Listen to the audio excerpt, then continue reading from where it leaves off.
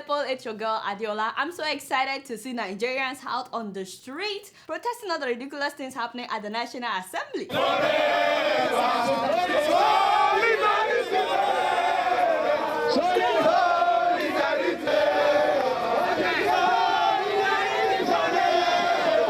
occupy the National Assembly. It's such a shame though that the protesters were no more than that. The rest of you that are watching me, what were you doing that day? All the time people were protesting. If not for flight tickets, you can trust me and call it over now. That is the place where we love to be. Not be so hard. Wale wa, oh, hey, me a luta. Hey, you know, great Nigerian people, great. All those senators running my country as if it is their father's estate. They would have heard from me in that state. Anyway, let me cool down. By the way, did you guys hear about the senator from Ekiti? That woman, never mind. You didn't hear this from me, but you know, Sahara reporters had been posting phone numbers of senators online so that people from their constituencies can call them and tell them to stop collecting cars from Saraki and do the right thing. So one man from Ekiti State sent this text message to a senator representing his constituency, that is a Senator Biodun Olujimi. Madam, don't support amendment to CCTO and the admin of criminal justice law because of one man. Don't take that car, you know, from Saraki. You guys know that Saraki bought them Toyota Land Cruisers, you know. So the guy was saying, Madam, don't take the car. He said people are suffering and you guys want to ride jeeps. You represent me in Ekiti and we are watching. But this is the best part. The guy said, translate that in English. Yes, apoti is stool. Yes, and home is where the stool waits for the bomb. Don't even try, forget it. So the shock was in the woman's response to this man. Listen to what she said. Sit anywhere. If you voted for me, it was not free. I paid every inch of the way. So this woman bribed people who manipulated the votes to make her a senator. My father and my God, these are the people ruling my country.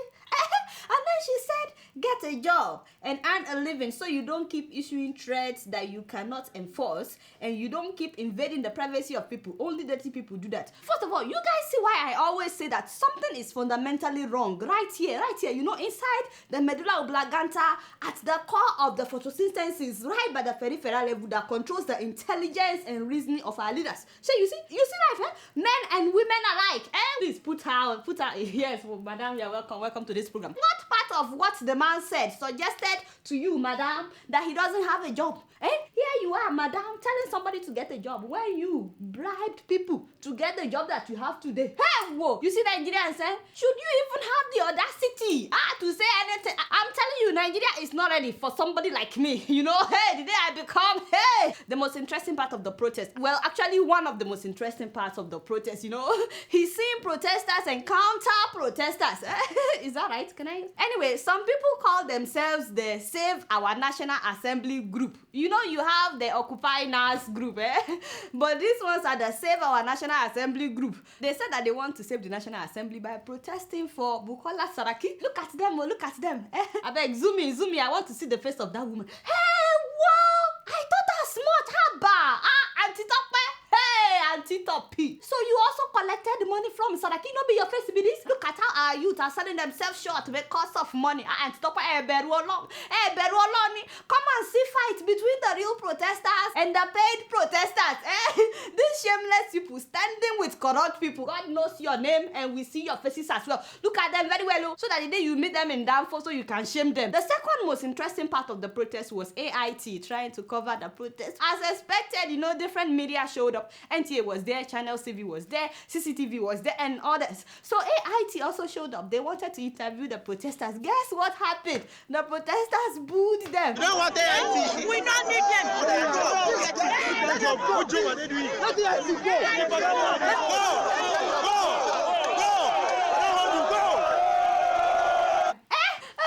They sent AIT packing. They were like, go, we don't need AIT. AIT thinks that Nigerians have forgotten that their boss, you know, Dokwesi, collected money from Sambo to make defamatory documentaries about Buhari and others during the elections. So they shamed the AIT. You know, I feel bad for the reporters of AIT because, you know, it is the Oga at the top that did the deed. Sure, you understand. But now the reporters are the ones being shamed. There is God. And speaking of Buhari, get him on speed dial, I beg. No, none of this, Smiley. This I'm about to talk something serious. Can you get him something serious? Put down your hand. I'm the one talking today. He has to listen. Find something else. Yes, you're welcome to this program. You're welcome. So, my guy, this will be the last time that I will ask you.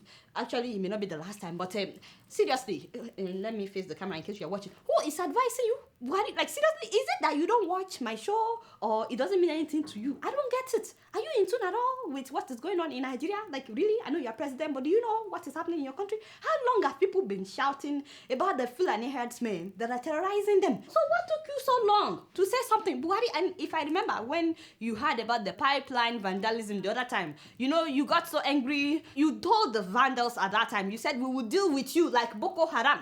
Why is it that, first of all, Fulani Herdsmen killed hundreds of people before you said anything? And what you said was, this is now a national priority.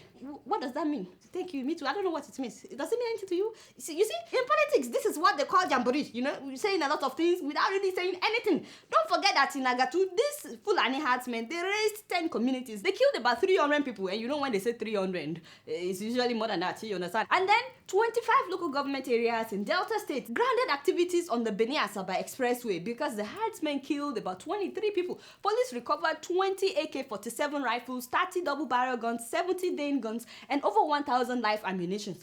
And then they raided Oyo State for more than 7 hours in one night. Farmers in Lagoon, Iyanofa, Atagba, Lakpata, and their surrounding communities were attacked. They injured people. They stole more than 500,000 naira. They stole clothes, shoes, food stuff, even cooked food. These people stole cooked food. Like, really? And then in Taraba State, they attacked 2 villages in Gashaka local government. They killed about 15 people. In Benue State, dozens of people were killed in one day at a Okoloko village in Agatu local government. And not only that, in Enugu, very recently, they killed dozens of people. The governor was there crying. In all of this, the information minister, that is Elijah Mohammed, was telling us that the federal government is silently working to end the Fulani farmers crisis. Like, really, Mr. Lai Mohammed, you know, you need to start watching this show, okay? Call me, I'm always on speed dial. Before you say anything, why must this one be silent work when people are dying? I don't get it. Now they are working silently. Okay, buddy, we read your body language, you know? Remember during your inauguration, you said you don't belong to anybody. How did you say it? You know, we read what you are not saying. We read your non-verbal communication. We read your body language.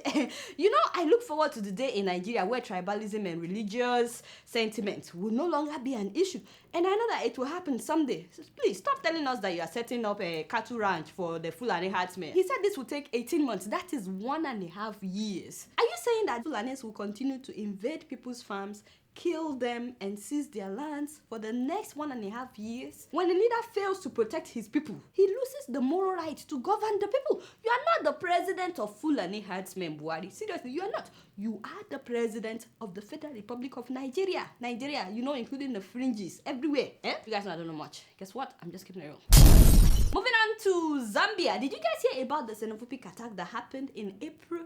It's really sad that as black people, we continue to kill ourselves based on, you know, mundane things like nationality, not like really. In March, they said about 7 dead bodies of Zambians were found with missing body parts. And so because of that, somebody concluded that it must be the foreigners in Zambia that are using these dead Zambians for rituals. So they are saying that foreigners are killing Zambians. And because of that, they said all foreigners must pay. Consequently, the mob went after all shops owned by foreigners.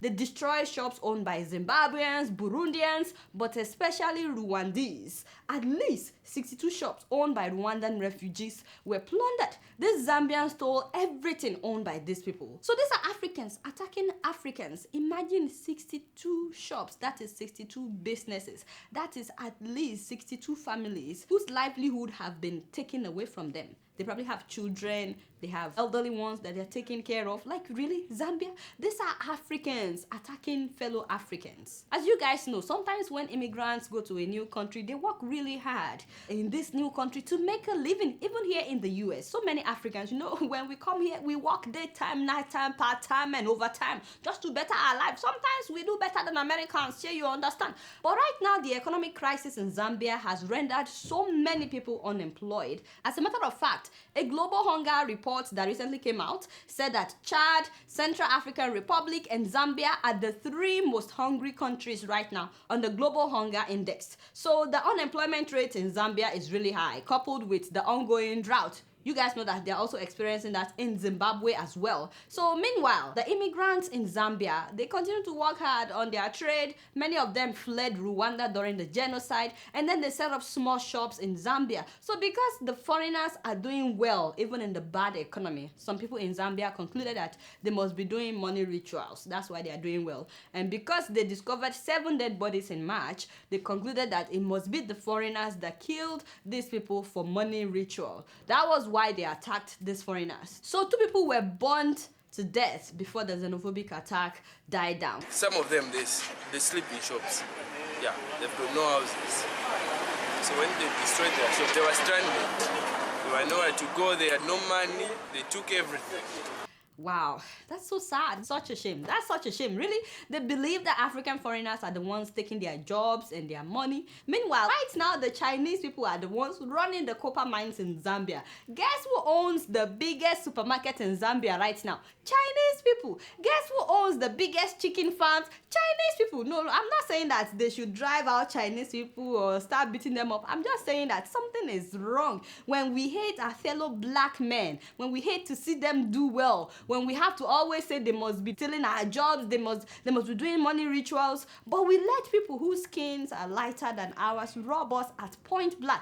Hey, there is God. The sad thing is, for the longest, Zambia was known as a country that welcomes foreigners. It was in Zambia that the ANC trained. Remember when they were fighting apartheid? Zambia welcomed them at that time. It was also in Zambia that the Zimbabweans fighting the white minority rule were staying. Remember when Zimbabwe was known as Rhodesia? Now the xenophobic attack has died down, thank God. But all I know is if youth unemployment is not addressed in Zambia, as long as the economic crisis continues, further riots may spring up. But you guys know I don't know much. Guess what? I'm just keeping it real.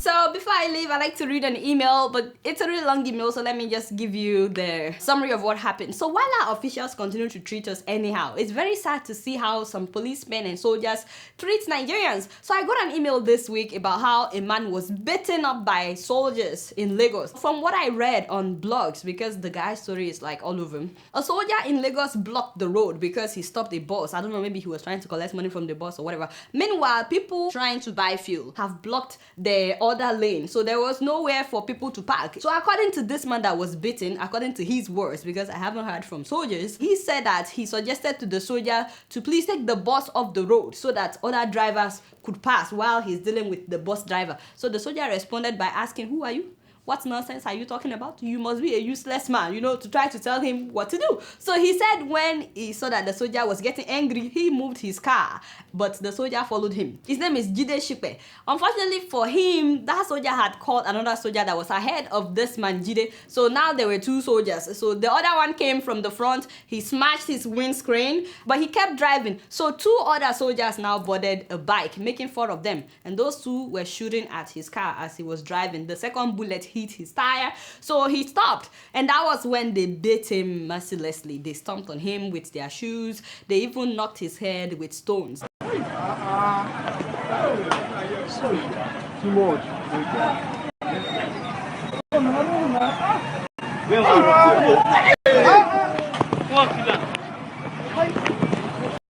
So yeah, it was very bloody. I believe that they wanted to kill him because they didn't stop until a retired cop was passing by, and he was the one that actually stopped the soldiers. I don't know how long this has to go on in Nigeria. This is the man after they beat him up. This is him at the hospital. How do you live in a country where people are constantly afraid of anybody in uniform? It doesn't matter whether it's a policeman or a soldier, you cannot say anything to them. You don't even know whether they are in good mood or bad mood. A Nigerian soldier can be nice to you today and tomorrow act like you are an animal. These are people who are supposed to protect the common people. How long would this go on in Nigeria? Anyway, I just wanted to share his email and share the story. Be careful with Nigerian soldiers. You never know how they would react. You know, it's very frustrating though. And the last email that I'll be reading, actually, I don't need to read it. Last week, I got so many messages, so many emails. Some people wanted to crucify me for not talking about a Nigerian story last week. Please, my Nigerian people, you know, I do well. I try my best to talk about Nigeria in every single episode.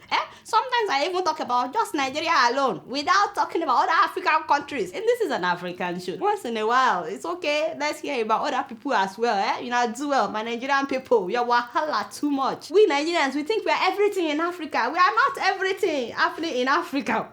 There are countries I don't get to for months. They cornered me. You didn't talk about Nigerian story. I said, if people from other African countries are treating me like this each time I don't talk about their countries, there won't be a show. You know, do well. Be patient. I'm trying my best. Qualidowo is trying his best, as you can see. Anyway, that's all the time that I have for emails today. Please keep sending your emails to adeola.keepingitreal@gmail.com. Alright, y'all, it's been real, and I'm keeping it real right up in here. Don't forget to follow me on Facebook, Twitter, and Instagram. Until next week, I'm gonna see y'all later. Peace out!